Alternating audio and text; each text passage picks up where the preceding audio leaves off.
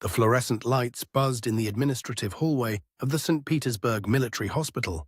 The sterile smell of antiseptic filled the air, mixing with the lingering scent of old rusted metal from the nearby storage rooms. Irina Sokolova stood there, her posture straight and unwavering, the tension thick in the air. She was used to the tension, had learned to embrace it long ago. The sudden confrontation didn't faze her. She could feel the heat rising in Colonel Greshnev's face, his voice dripping with disdain. "You're done here, Miss Sokolova. I want you out of my hospital." The emphasis on Miss instead of Doctor grated on her nerves, but she didn't react. "Major, escort her out," Greshnev ordered, glaring as his gaze sharpened on her like a weapon. Major Dmitry Ivanov, the head of security, took a step forward, but hesitated. There was something in Irina's calm stance that made him pause. He had seen that composure before. Soldiers in combat, their lives at stake, moving without hesitation, calculating the next step. Irina gave him a nod, signaling her willingness to leave. But her eyes stayed focused on the door ahead of her. 6 hours earlier, the morning had begun like any other. She had arrived early at the hospital, well before the shift change, with a coffee she wouldn't drink, the scent of fresh hospital linens still faint in her nostrils. The emergency room was already busy, the familiar hum of the medical staff working with practiced efficiency. Irina moved through triage with the same precision she had honed during her years as a battlefield surgeon. She wasn't just another medical assistant. She could see things others couldn't, patterns that could mean life or death. Her colleagues noticed it, but no one dared comment. They were all too aware of the immense pressure she operated under. Dr. Arkady Karpov, the senior physician on duty, watched her from the nurse's station. He had been observing her for weeks, intrigued by her clinical expertise, but disturbed by her lack of adherence to hospital protocol. "She does it again," Arkady muttered, turning to his assistant. "She's bypassing the system, acting like she's in a field hospital." The assistant nodded, but his gaze was fixed on Irina, who was speaking with an elderly man in the triage area. She reached for his pulse, her fingers moving with a precision that seemed too calm for such a chaotic setting. Arkady's eyes narrowed, watching as she quickly made a decision. "Cardiac workup, full panel now," Irina said, her voice steady. Arkady moved without hesitation, but in his mind questions swirled. She didn't follow the chain of command, didn't wait for approval. But somehow she was always right. That bothered him more than anything. It was at 11 a.m. that Colonel Greshnev had summoned her to his office. He had been waiting for this moment. The paperwork was already prepared. Irina walked through the administrative halls, her military ID clipped to her scrubs. Her mind was already calculating the next steps. She knew what was coming. When she entered his office, Greshnev was waiting. His face was red with suppressed anger. "You've violated hospital protocols, Irina, multiple times," he said, looking at the report on his desk. "This insubordination ends now. You're suspended until further notice." Irina's expression remained unchanged, but the weight of the words didn't escape her. She knew she was in the right. "People are alive because I acted," she replied, her tone calm yet firm. The colonel's face twisted in frustration, his authority shaken. "This is not your decision to make. We have protocols for a reason." She looked at him, unblinking. "Then whose decision is it? Yours? You've never treated a patient in your life." The tension hung between them like a blade. Greshnev's anger flared. He picked up the phone and called security. As Major Ivanov stepped forward, something shifted in the air. Irina didn't flinch. "I'll leave when I'm done with my shift," she said, her eyes never leaving his. The major hesitated, but then he stepped back. His instincts as a soldier told him she was no ordinary medical assistant. As Irina walked past him, she glanced at the clock. The pager on her hip vibrated. Trauma alert. Multiple casualties from an industrial accident. She turned toward the door, ready to do her duty, but Greshnev stepped in her way, blocking the door. "You're not going anywhere, not while I've suspended you." Irina didn't flinch. She turned to face him, her eyes cold and calculating. "If you fire me, I'll be out of here in 10 minutes. But right now, people are dying, and I'm the only one who can help." Greshnev's jaw clenched, and for a moment Irina wondered if he might finally understand. But then the announcement came over the intercom. "Trauma alert. multiple casualties from the Meridian Center collapse. ETA 4 minutes, all available staff to trauma bays. Without another word, Irina moved past Greshnev, who stood frozen in place. Major Ivanov followed her silently. He had seen it before, the cold precision of someone who made life and death decisions without hesitation. Irina was already focused on the next task, her mind racing through triage protocols.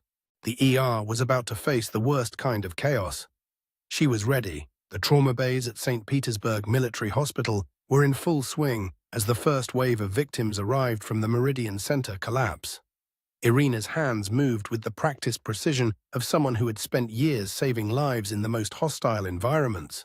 As she glanced over the incoming patients, her mind was already calculating triage, mapping out the most critical cases.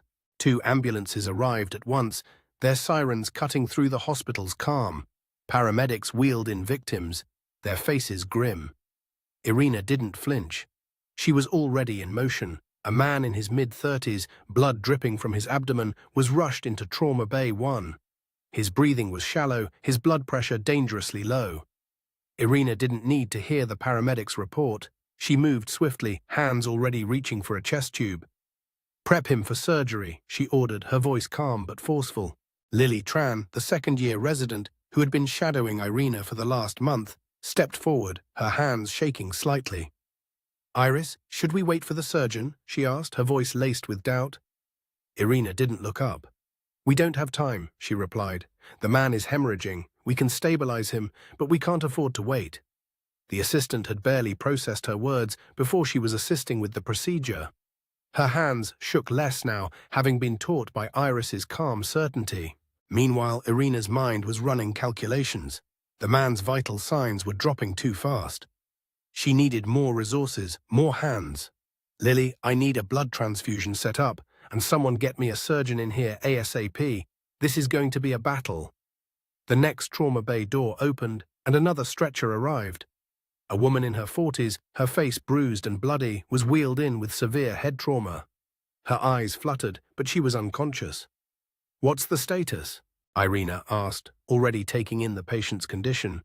She was trapped under the rubble for at least 20 minutes. Blood pressure is unstable and her pulse is weak, the paramedic said. "She's deteriorating fast." Irina's brow furrowed. This wasn't going to be an easy case. The pressure of the situation was growing. It had only been 20 minutes since the first wave of casualties, but already the trauma team was stretched thin. The hospital was overwhelmed, but it wasn't the first time Irina had faced this kind of chaos. In a small, isolated field hospital with limited supplies and no backup, she had learned to make decisions quickly, to act decisively, to survive. It wasn't about what was legally right or wrong, it was about saving lives. The rules didn't always apply in life-and-death situations. At 2:32 p.m., Dr. Arkady Karpov, the senior surgeon who had been in surgery for the past few hours, walked in. His surgical scrubs were soaked with sweat, and he looked tired, but his eyes sharpened as he took in the situation. "Irina, what do you need?" he asked, his voice steady. Irina didn't hesitate. "We need to act fast," she said. "This woman has internal bleeding, and her condition is worsening. I need to get in there immediately." Arkady nodded and took charge. He grabbed the scalpel and began the incision, while Irina assisted, her mind focused entirely on the patient. The room was chaotic, with doctors and nurses moving with urgency. But Irina was calm in the storm. She knew this routine. "Iris, the man from Bay 1, his vitals are tanking," Lily called out from the next room. Irina moved quickly, her mind calculating the necessary steps as she turned back to the operating table. Arkady was already working, but he needed her expertise. "Hand me the retractors," she said, her voice precise. The operating room had its own rhythm, its own unspoken language. Irina didn't need to think about it. Her body moved automatically, her hands working with a precision she had honed over years of field surgeries. She had learned the value of speed and efficiency in the most intense environments. With each patient, her mind raced. Trauma, surgery, rescue. The rest of the world faded away as the pressure mounted. A few minutes later, the man from Trauma Bay 1 was stable enough to be transported to the intensive care unit. The woman in Bay 2, however, was still critical. Irina had her hands full, but she couldn't afford to stop. It wasn't just her reputation that was on the line, it was their lives. The sound of distant footsteps echoed through the hallways, but Irina didn't acknowledge it. Her mind was already calculating the next steps. "Dr. Karpov," she said, her voice low. "We need a second team in here, now. This is going to be a long one." He nodded, and they both worked in sync, their movements smooth. Outside the operating room, the hospital was a flurry of motion. Ambulances continued to arrive, more victims of the collapse flooding in. Major Dmitry Ivanov stood in the hallway, his arms crossed, watching the scene unfold. Irina's focus never wavered, but he couldn't help but be impressed. Despite her suspension, despite the fact that she was still technically not allowed to practice, she had stepped up when the hospital needed her most. Her actions spoke louder than any official documents or policies. A few minutes later, Irina stepped out of the operating room, her scrubs soaked in sweat and blood. The chaos in the hospital had only intensified, but for a moment she allowed herself to breathe. This was her world. The world where decisions were made in seconds, where lives hung in the balance, where every choice had consequences. And yet, she was still here, still fighting. It wasn't just the patients who depended on her. It was the system, the institution that had tried to push her out. But Irina had never been one to back down. And she wasn't going to start now. The hours stretched on, and the emergency room at St. Petersburg Military Hospital was a constant chaotic storm of trauma and survival. Irina's hands moved through the next several hours with a precision and focus that felt almost detached from reality. The trauma bays were constantly full, with new patients coming in every minute. Yet she never slowed down. Her mind was sharp, calculating the next move, the next life to be saved. In one bay, a young woman, barely in her 20s, was fighting for breath. She had been trapped under concrete debris, and the right side of her chest had been crushed. Her body was covered in blood, her pulse faint but steady. "She's not stable," Irina muttered to Dr. Karpov, who was moving beside her. "We need to do a needle decompression before her lungs collapse." Karpov nodded, already preparing the supplies. They had performed similar procedures countless times in the field, where there was no time to wait for protocol. Irina moved quickly, her hand steady as she inserted the needle into the woman's chest. It was a clean puncture, and within seconds the woman's breath came easier. "Vitals stabilizing," Karpov observed, glancing at the monitor. "She's holding for now." Irina took a deep breath. There was a momentary sense of relief, but it was short-lived. She had no time to celebrate. There was still more work to do. The next trauma bay held a man in his 40s, a construction worker who had been impaled by rebar during the collapse. His breathing was labored, his abdomen swollen and tender to the touch. Irina's eyes flickered across the scene, analyzing his injuries. "Internal bleeding," she muttered, already reaching for the necessary instruments. The man groaned as Irina started the triage assessment. "We need to get him into surgery immediately," she said to the team. "His blood pressure is dropping fast." Karpov nodded, moving to prepare the operating room. As the team worked, Irina's mind ran through the list of other critical cases. The ER had been hit hard by the collapse, and the hospital was running out of resources. In the midst of the chaos, Irina had a clear sense of purpose. She wasn't going to let anything stop her. As she finished stabilizing the man from Bay 3, Irina's pager vibrated. She glanced at the screen, which displayed a new message. "Multiple casualties. Need all available medical staff to Trauma Bay 5. The message was brief, but the urgency was clear. She didn't hesitate. She was already on her feet, heading toward the designated Trauma Bay. Major Ivanov stood at the entrance of Trauma Bay 5, directing medical personnel with efficiency. Irina stepped into the bay, her eyes scanning the situation. The severity of the injuries was staggering. A man in his 50s, covered in dust and blood, had a severe head wound. Another man, younger, had his leg trapped under a beam. His pulse was weak, and the pain was evident on his face. Without a word, Irina moved to the older man, assessing his head injury. "We need a CT scan," she said, looking up at Ivanov. "Get a neurosurgeon on standby." As the medical staff moved to stabilize the other patients, Irina worked with rapid precision. Her focus never wavered, her hands steady despite the overwhelming pressure. The other surgeons had already started working on the younger man with the trapped leg, but Irina's eyes were on the head trauma victim. The blood loss was significant, but it was the swelling in his brain that worried her most. "We don't have much time," she muttered, reaching for the appropriate tools. She moved swiftly, her actions precise, the kind of efficiency she had perfected over years of dealing with critical injuries in war zones. She could feel the weight of the moment, the lives hanging in the balance. The other surgeons were doing their best, but Irina knew that every second counted. She worked through the procedure with mechanical efficiency, her mind focused entirely on the task at hand. She couldn't afford distractions. She couldn't afford to think about the consequences of her actions. This was her moment to save lives. There was no room for doubt. The overhead speaker crackled, announcing a new wave of casualties.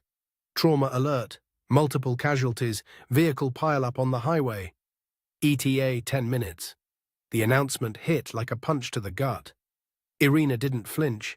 She just stood up from the operating table, wiped the blood from her hands, and moved toward the next crisis. "You need to get this man stabilized for surgery," she told the team. "I'm going to need every available hand for the next set of casualties." As she stepped into the hallway, she saw the faces of the other medical staff. Some of them looked tired, their eyes heavy with the burden of the work. But Irina was beyond exhaustion. She had long since learned to operate on adrenaline alone. "We've got this," she said, her voice steady, carrying the confidence that only experience could bring. "Let's go." Major Ivanov was still standing in the hallway, watching her. He had been there when she had arrived, when she had defied orders to save lives. He had seen it all unfold. And now, as she moved past him toward the next set of patients, he saw something in her eyes, something he couldn't quite name. But he knew this. Irina Sokolova was not someone who would be easily stopped. The hours blurred together as Irina moved from patient to patient, stabilizing, repairing, saving. She didn't think about the future, didn't think about what would happen once the shift ended. All she knew was the work in front of her, the people she needed to save. As the last wave of casualties came in, Irina was still standing, still working. Her hands were steady, but the weight of the day was beginning to show in the exhaustion etched into her face. She glanced up at the clock. It was nearly 6 p.m. The hospital was starting to quiet down, the chaos of the day slowly subsiding. But for Irina, the work was never truly over. "Let's take a break," Dr. Karpov said, his voice surprisingly gentle. "You've done enough for one day." Irina shook her head. "There's always more work to do." She was about to move back toward the next patient when a voice interrupted her. Major Ivanov had returned. "The colonel wants to see you," he said, his tone curt. Irina raised an eyebrow, but nodded. She had known this moment was coming, had felt it in the pit of her stomach all day. The suspension, the paperwork, the consequences of defying the system, it was all part of the job. "I'll be right there," she replied, walking toward the office. Major Ivanov watched her go, his expression unreadable. He knew Irina had crossed a line, but there was something in his heart, something he couldn't shake, that told him she had made the right choice. Irina stepped into the colonel's office.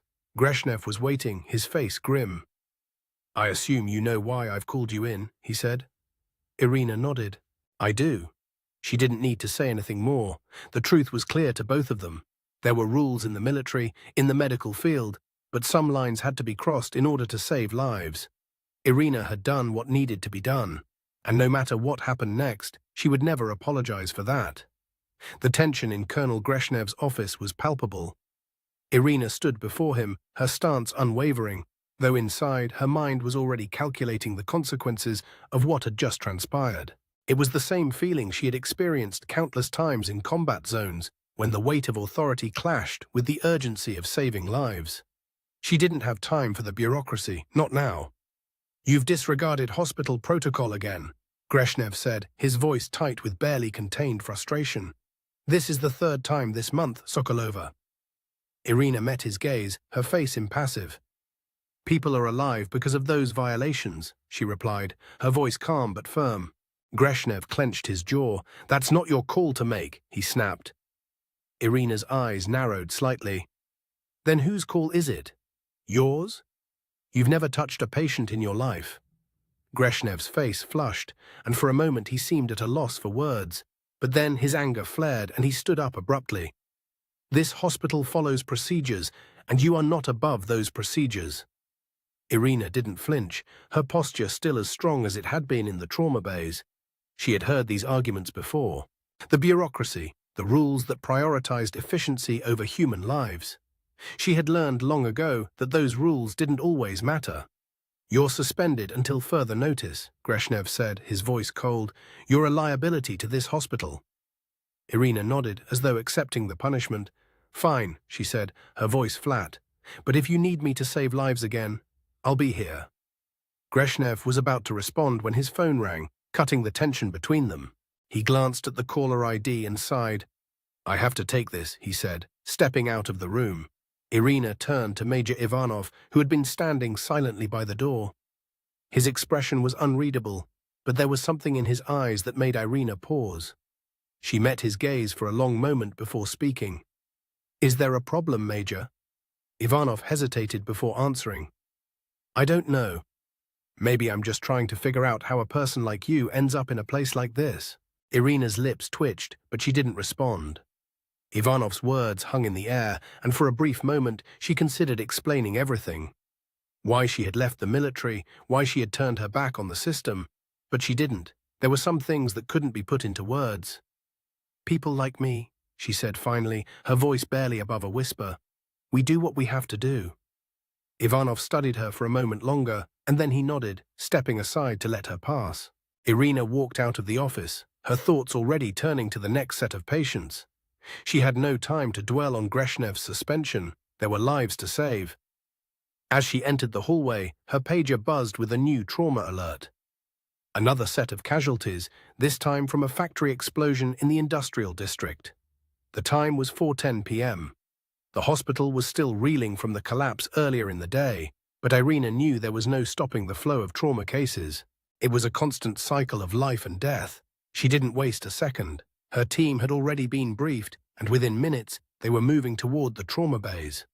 The first wave of victims came in within minutes, and Irina was already at the head of the stretcher, directing the paramedics to the right rooms.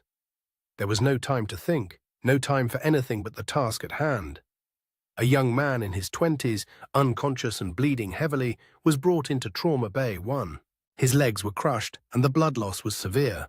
Irina moved with practiced precision, ordering the team to stabilize him before heading into surgery. She didn't need to ask questions. She could see the severity of the injuries in the man's pale face and ragged breathing. "He's going into shock," she muttered as she prepped him for surgery. "We need to get his blood pressure up first." As the team worked, Irina's mind raced through the steps of the procedure. There was no room for mistakes. Every second counted. The minutes passed in a blur. In the next trauma bay, a woman in her 30s was being prepped for surgery. Her face was unrecognizable, disfigured by burns.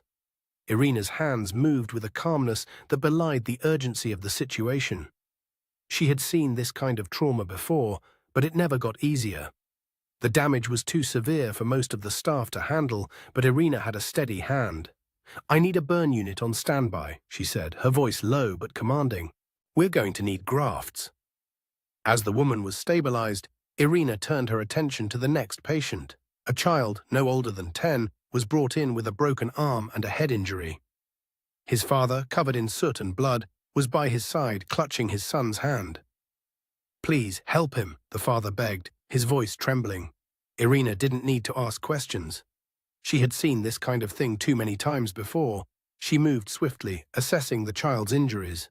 "His arm's broken, but it's not life-threatening," she said. "We'll take care of the head injury first." She turned to the father. "Your son's going to be fine. Just stay with him." As she worked, she could hear the sirens outside. More casualties were coming. More lives were at stake. Irina didn't think about the mounting exhaustion, the endless pressure. She just worked. It wasn't until hours later that she finally took a break. It was 9:00 p.m., and the ER was starting to quiet down, at least for a moment. Irina sat down in the break room, her hands trembling from the stress of the day. She closed her eyes for a moment, allowing herself to rest.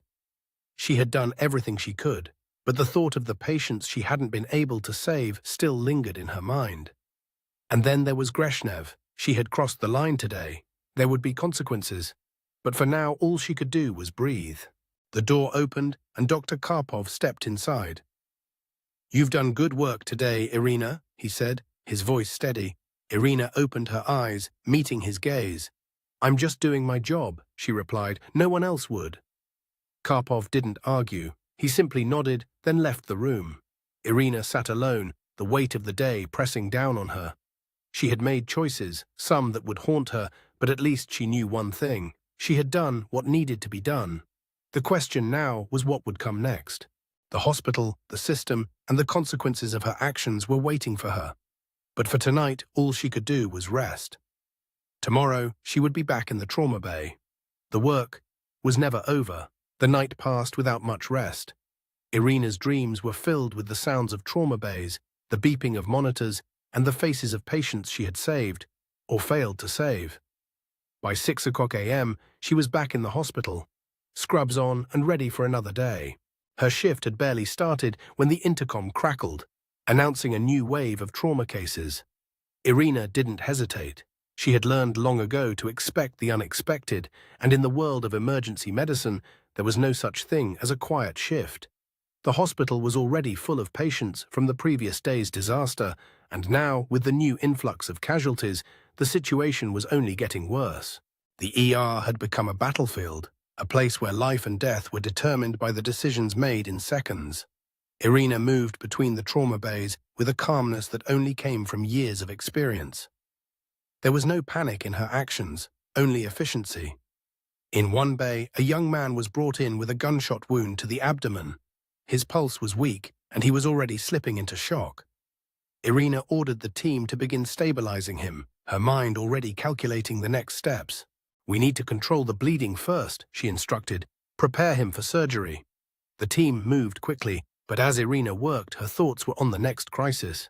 A woman was brought in with severe burns, her skin peeling away in charred patches. The smell of burnt flesh filled the air, and Irina's stomach tightened. It was never easy to treat burn victims, especially when the damage was so severe.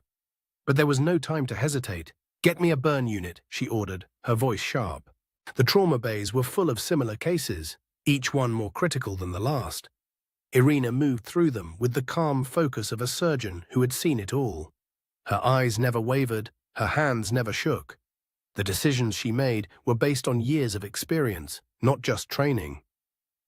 She knew how to prioritize, how to calculate the risks and rewards of every intervention. At 8 o'clock a.m., the first wave of patients was stabilized. The team was exhausted, but there was no time to rest. Irina's pager buzzed again. Another set of casualties was on the way.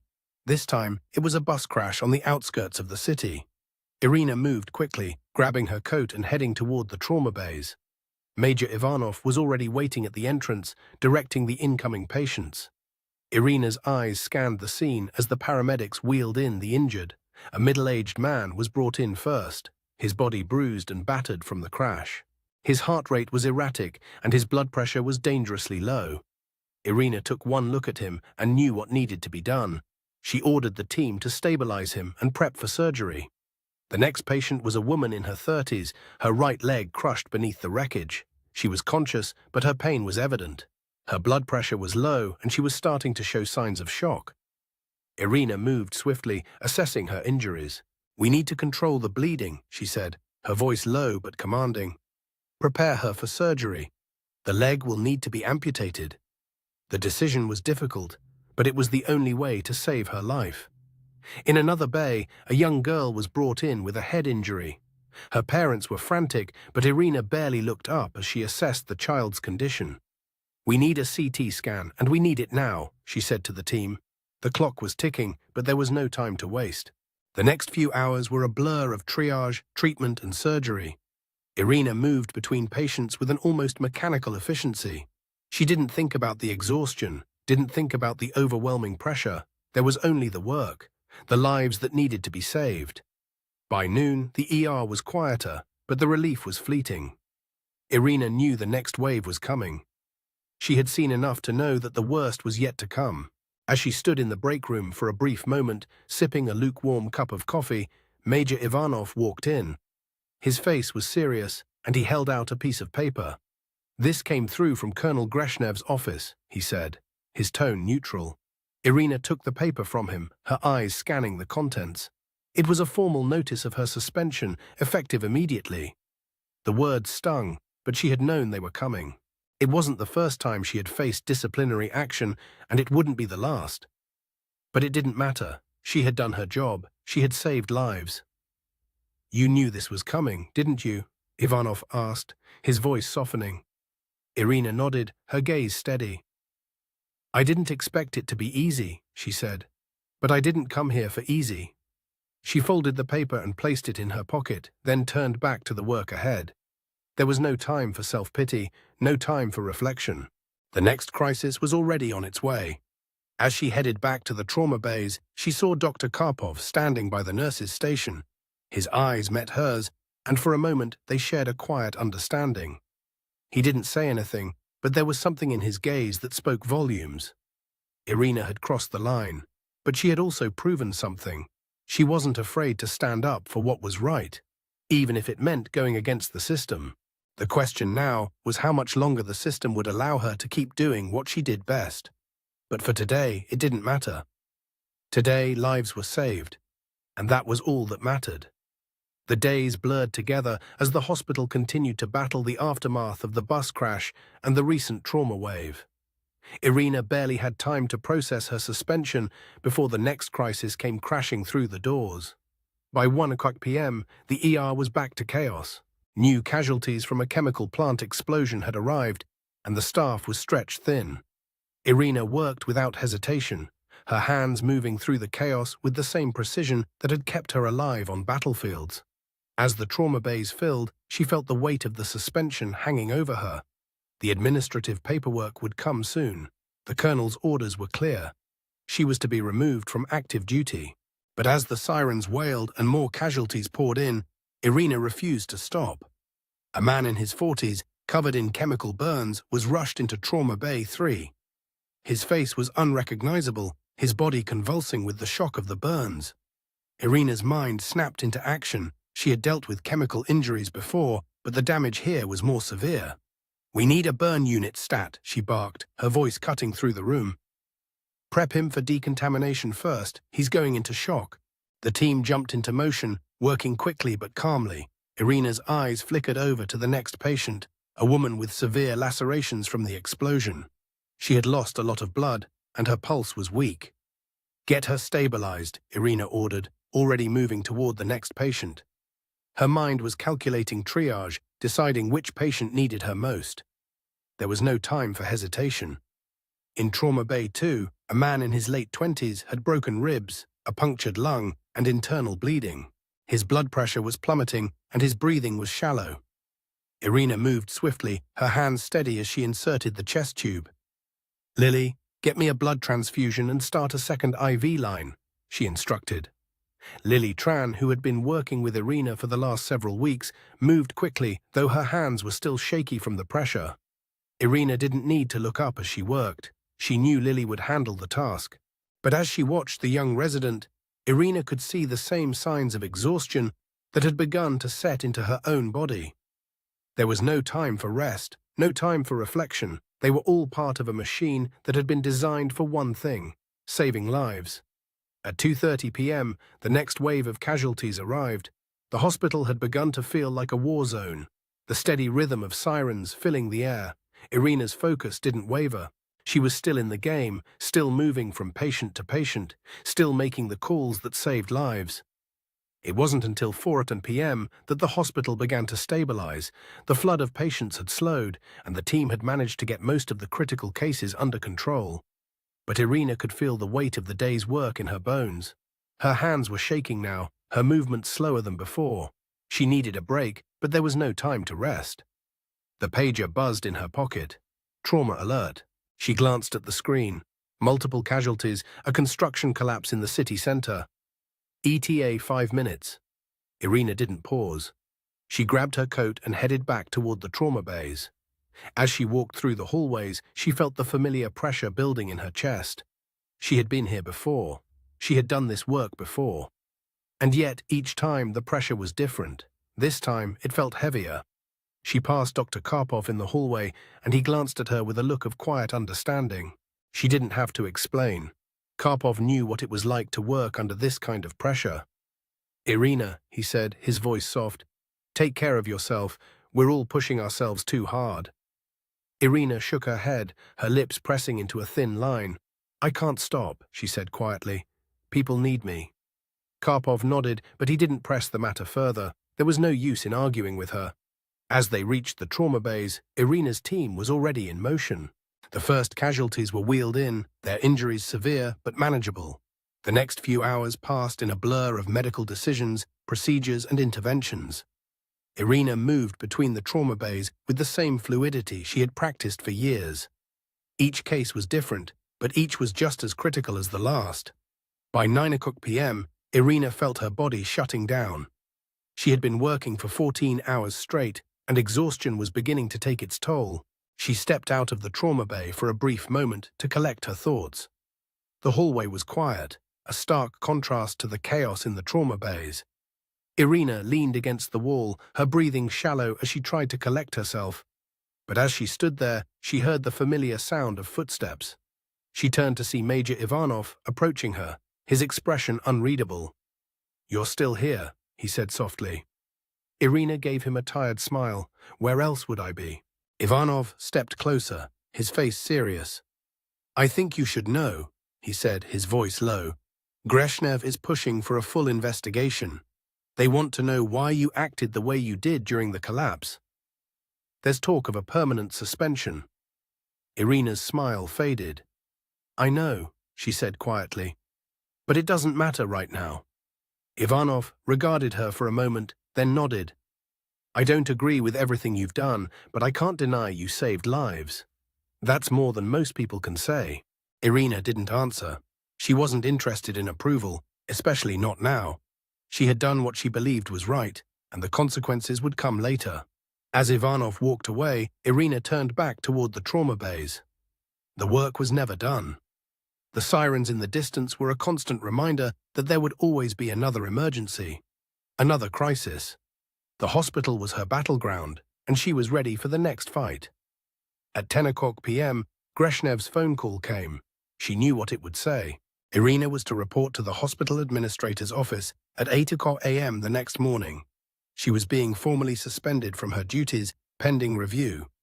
It was only a matter of time before her career at the hospital would be over. But for now, she had patients to save.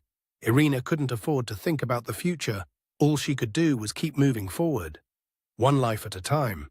The next morning, Irina stood in front of the hospital administrator's office, her hand gripping the door handle with the kind of determination that had carried her through countless battles.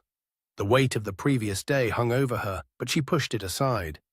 She had learned long ago that emotional burdens could not weigh down the decisions that needed to be made. Inside the office, Colonel Greshnev was seated behind his desk, the same look of frustration on his face that had been there the day before. His expression softened when he saw her, but only slightly. "You wanted to see me, Colonel?" Irina asked, her voice steady. Greshnev cleared his throat. "Irina, I have to be blunt. Your actions have caused a great deal of tension within the hospital. You've repeatedly violated protocol, and we can't ignore that." Irina nodded, her face impassive. "I understand, sir," she said. Greshnev leaned forward, his gaze intense. "I'm going to make this clear. The decision I make today could be your last in this hospital. You've saved lives, yes, but the way you've gone about it, bypassing orders, disregarding the chain of command, it's unacceptable. You've put your personal judgment over the well-being of the hospital's integrity." Irina stood still, her expression unreadable. She knew this moment was coming.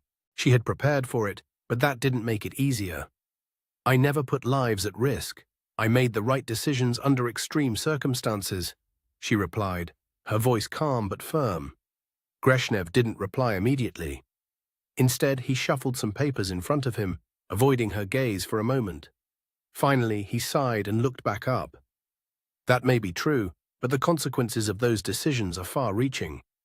We have to maintain control of this hospital. We need discipline. You've shown us that you can't work within those confines." Irina's mind raced, but she didn't let her thoughts show. She had expected this outcome.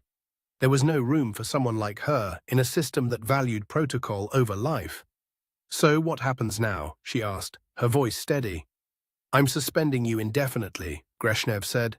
"You'll be placed on leave until the review board makes a decision about your future here." Irina nodded, accepting the verdict, though her heart was heavy. She had known this moment was coming, but that didn't make it any easier. "Thank you, Colonel," she said quietly, turning toward the door. As she reached for the handle, Greshnev spoke again, his voice softer this time. "Irina, I don't like this, but you've made things difficult for all of us." Irina paused for a moment, but didn't turn around. "I did what I had to do. The rest, it's not my problem anymore." The door closed behind her with a soft click. As she stepped into the hallway, Irina felt the familiar weight settle back onto her shoulders. The suspension, the paperwork, the review board, it all felt irrelevant compared to the lives she had saved. She didn't need the approval of the system, she had already made her choice. Major Ivanov was waiting for her in the hallway, his face neutral but with a hint of concern in his eyes. "What did he say?" he asked. Irina glanced at him, her expression unreadable. "Suspended, indefinitely. They're sending me home for now." Ivanov nodded, but he didn't say anything else. He had seen this coming too, and the silence between them spoke volumes. Irina turned toward the ER. "There's still work to do," she said, her voice low. Ivanov hesitated, but then followed her. The hospital was quieter than it had been in the past few days, the chaos of the earlier crises subsiding. But there was no rest. Irina was already calculating the next steps. She had been suspended, but she wasn't finished yet. She still had patients to save. At 10 a.m., Irina was walking down the hall when her phone buzzed. She stopped to check the message. It was from Dr. Karpov. "Urgent, I need you in Trauma Bay 2. We've got a critical case." Without a second thought, Irina turned and headed toward the trauma bays. The decision had already been made. She wasn't going to sit on the sidelines, not while there were lives to save. The trauma bays were quieter than they had been in the past 48 hours, but that didn't mean there wasn't work to be done. A young man, around 25, had been brought in after a severe motorbike accident. His left leg was mangled, and he was losing blood fast. His pulse was weak, and he was beginning to show signs of shock. Irina didn't hesitate. She stepped into Trauma Bay 2 and quickly assessed the situation. "We need to stop the bleeding," she ordered. "Get me a tourniquet and prepare him for surgery." The team jumped into action. Irina's hands moved with speed and efficiency as she worked to stabilize the young man. He was in critical condition, but there was still a chance. A few minutes later, the surgical team arrived, led by Dr. Karpov. "Irina, you're not supposed to be here," Karpov said, his voice strained. "I'm not leaving until he's stable," she replied, her eyes never leaving the patient. Karpov didn't argue. He knew how Irina worked, and he knew there was no point in trying to stop her. As the surgical team began the procedure, Irina stepped back, her eyes scanning the room. The work wasn't over. It never was. She felt a strange sense of calm wash over her, the weight of her suspension momentarily forgotten. In this moment, all that mattered was the patient on the table. Irina stayed with the team, overseeing the surgery until the young man was stabilized. As the procedure ended, she turned to leave the room, but Karpov stopped her. "You should go home, Irina," he said, his voice quieter now. "You've done enough." Irina shook her head. "There's always more to do." She walked out of the trauma bay, her mind already turning to the next crisis. The hospital had suspended her, but the work didn't stop, and neither did she. By 12 p.m., the trauma bay was nearly at full capacity again. The collapse had left a wake of destruction that would take weeks to fully process. Irina had no time to think about the suspension or the consequences. The ER was still in crisis mode, and she was determined to do whatever she could to help. As she moved through the hallway, Major Ivanov caught up with her. His expression was unreadable, but she could see the concern in his eyes. "I heard about your meeting with Greshnev," he said, his voice low. Irina glanced at him, but didn't answer. Ivanov continued, "I still don't agree with how you've been handling things, but—" He paused, his gaze flicking toward the trauma bays. "I can't deny that you're the best we have right now." Irina didn't respond immediately. She didn't need praise, not from him or anyone else. The work was all that mattered. "We've got a new case coming in," she said, turning toward the ER entrance. Ivanov nodded, understanding the unspoken message. Irina was already moving, her mind focusing on the next set of patients. The next challenge. The next life to be saved. As they entered Trauma Bay 1, a new victim was wheeled in, a man in his 30s with multiple fractures and a severe head injury. The paramedic on the case briefed them quickly. Head injury, severe blood loss, not responding to pain. Irina wasted no time. Her hands moved swiftly, beginning the process of assessing the patient's injuries. His pupils were unresponsive and his breathing was shallow. Irina could already tell that the situation was dire. "We need a CT scan now," she ordered. "He's likely got intracranial hemorrhaging. We need to act fast." She worked methodically, never hesitating as the team followed her instructions. The minutes ticked by slowly, but Irina kept moving, her hands steady despite the rising pressure. In the background, she could hear the sounds of other trauma bays being prepared for incoming patients. A woman with burns, a child with severe internal injuries, more lives at stake. And still, Irina focused. Her thoughts ran through the steps she needed to take. The protocols, the calculations, the risks. Everything in the trauma bay was calculated down to the smallest detail. A few moments later, the CT scan confirmed her suspicion. There was significant bleeding in the patient's brain. Irina turned to the team. "We need to prep him for surgery immediately," she said. She wasn't thinking about the consequences of her actions anymore. The man on the table needed her, and that was all that mattered. The surgical team was already setting up, but Irina knew it would be a difficult procedure. The next few minutes felt like hours. Every second counted. The operation was brutal but necessary. As she worked, Irina couldn't help but think about what had brought her to this moment. The suspension, the loss of her position, the fact that she had disobeyed orders to save lives. It was a cost she would have to bear, but that didn't matter now. She wasn't doing this for the approval of Greshnev or anyone else. She was doing it because it was the right thing to do. Hours passed, and by the end of the day, the patient was stable. His brain function had returned, and the bleeding had been contained. Irina stood over him for a moment, watching as the surgical team prepared him for recovery. She was exhausted, but there was a sense of relief in knowing that she had done everything she could. She had saved another life. As the surgical team finished their work, Irina stepped into the hallway, her body aching from the hours of non-stop work. She had barely had time to think, but now, as the hospital began to quiet down, she felt the weight of the situation start to settle on her shoulders. She was still suspended, still waiting for the review board's decision. Her career was on the line, and yet all she could think about was the work, the lives that needed saving. Her phone buzzed in her pocket. She pulled it out and saw a new message from Dr. Karpov. "Irina, I need to talk to you. Greshnev has escalated your suspension.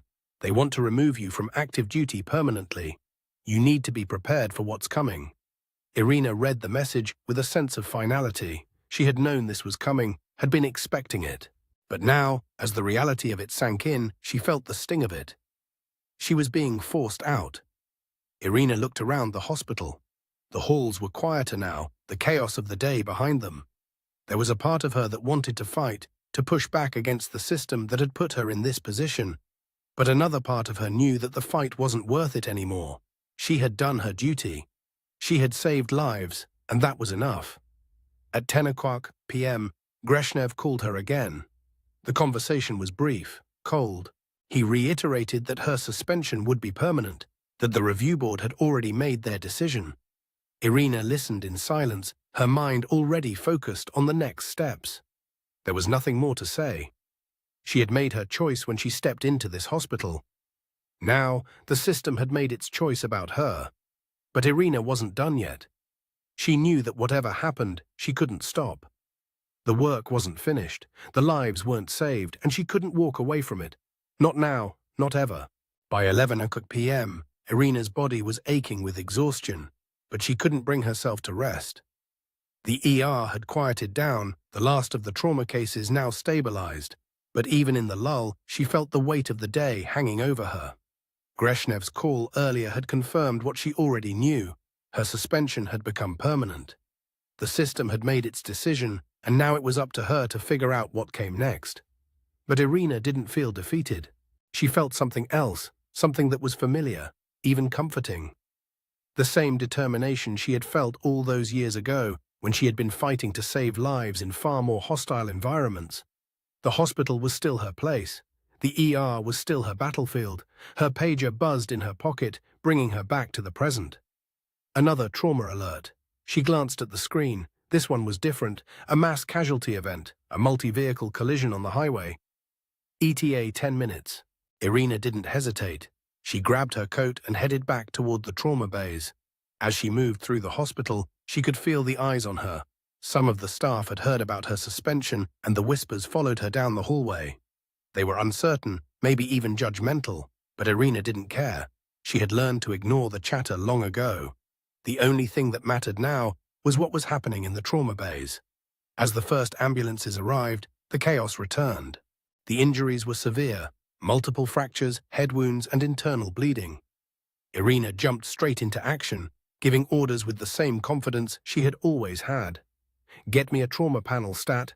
We need a full team in here," she instructed, her voice firm.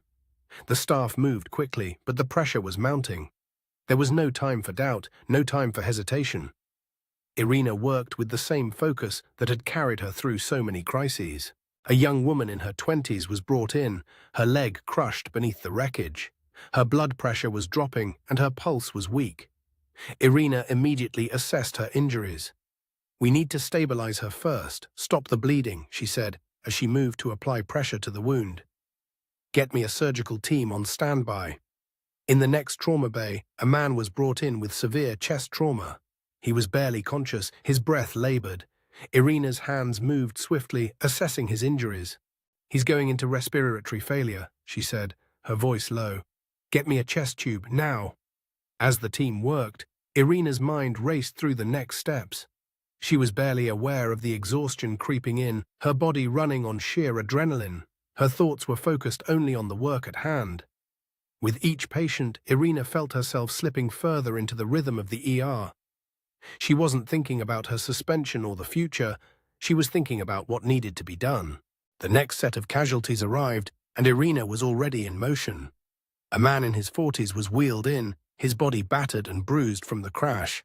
His blood pressure was dangerously low, and he was starting to slip into shock. Irina ordered the team to stabilize him, but she could already feel the pressure mounting. There wasn't enough time. She could already hear the next set of ambulances approaching. The weight of the hospital's resources, already stretched thin, was pressing down on her. But there was no turning back. Irina moved swiftly, working with the team to stabilize the man. Her hands were steady as she applied pressure to the wound. "We're losing him," one of the nurses said, her voice tight with fear. Irina didn't pause. She didn't have the luxury of fear. "We need a transfusion," she ordered, her voice cutting through the panic. "Now!" The nurse quickly set to work, and Irina turned her attention back to the man's vital signs. His blood pressure was dropping and his pulse was weak. "He needs surgery," Irina said as she prepared the next steps. She glanced at the clock. The hours were slipping by, and the trauma bays were beginning to fill again. The hospital was still reeling from the initial chaos, but Irina had no time to dwell on it. The work had to continue. As the last of the patients were stabilized, Irina took a brief moment to step back. Her mind was still focused on the next set of decisions, but for a moment she allowed herself to breathe. She glanced around the trauma bays, at the team that had followed her orders, at the patients who had survived.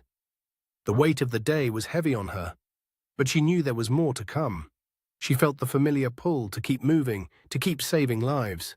Irina walked through the ER, her eyes scanning the staff and the patients. Her body was exhausted, but her mind was clear. She had made her choice. The suspension, the review board, the consequences, it didn't matter. The only thing that mattered was the work. "You've done enough," Dr. Karpov's voice called out from behind her. Irina didn't turn around, but she nodded slightly. "No one else can do it," she said quietly. She kept walking. There were more patients to save, more lives to fight for. The hospital, the system, it didn't matter. What mattered was what she could do now. And right now, there was only one thing she could do: continue. By the time Irina returned to the trauma bays, the hospital was running on fumes. The chaos from the day's previous waves had not yet subsided, and the ER was still in full crisis mode. But for Irina, this was nothing new. She had been through worse, and she would go through it again if it meant saving lives. There was no other option, no alternative. A nurse briefed her quickly as she entered Trauma Bay 1.